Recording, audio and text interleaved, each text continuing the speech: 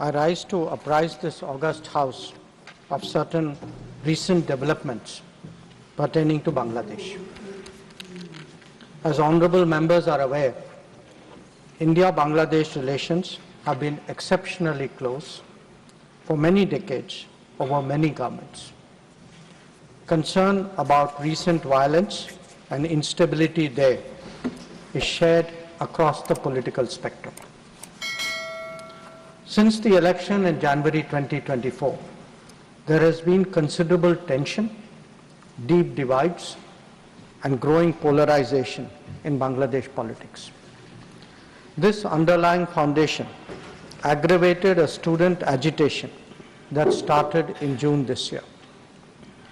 There was growing violence, including attacks on public buildings and infrastructure, as well as traffic and rail obstruction.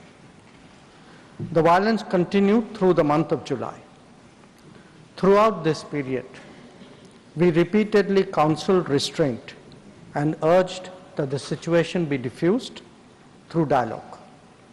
Similar urgings were made to various political forces with whom we were in touch. So, despite a Supreme Court judgment on 21 July, there was no let-up in the public agitation. Various decisions and actions taken thereafter only exacerbated the situation. The agitation at this stage coalesced around a one-point agenda, that is that the Prime Minister, Sheikh Hasina, should step down. On 4th August, events took a very serious turn. Attacks on the police, including police stations and government installations, intensified even as overall levels of violence greatly escalated. Properties of individuals associated with the regime were torched across the country.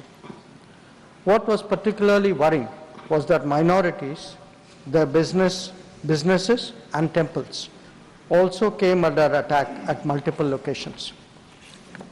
The full extent of this is still not clear.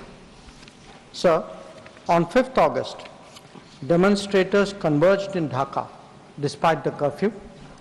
Our understanding is that after a meeting with leaders of the security establishment, Prime Minister Sheikh Hasina apparently made the decision to resign.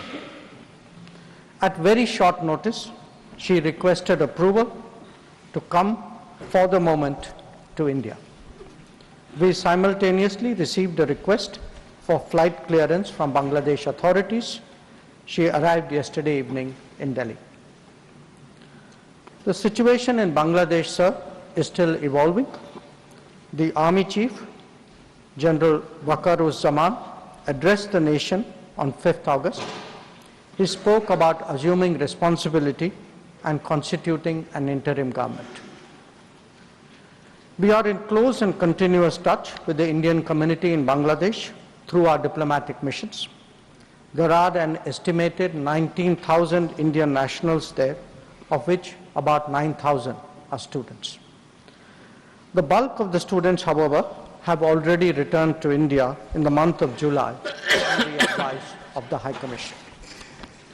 In terms of our diplomatic presence, in addition to the High Commission in Dhaka, we have assistant High Commissions in Chittagong, Rajshahi, Khulna and Sylhet. It is our expectation that the host government will provide the required security protection for these establishments. We look forward to the normal functioning once the situation stabilizes. Chairman, sir, we are also monitoring the situation with regard to the status of minorities. There are reports of initiatives by various groups and organizations to ensure their protection and well-being.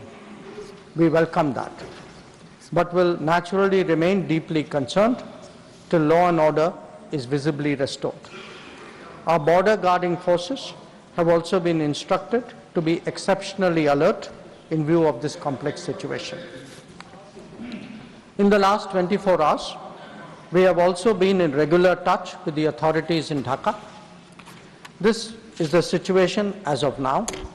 I seek the understanding and support of the House in regard to sensitive issues regarding an important neighbor on which there has always been strong national consensus. Thank you. Subscribe to Midday India. Get direct notifications on all our videos by clicking on the bell icon.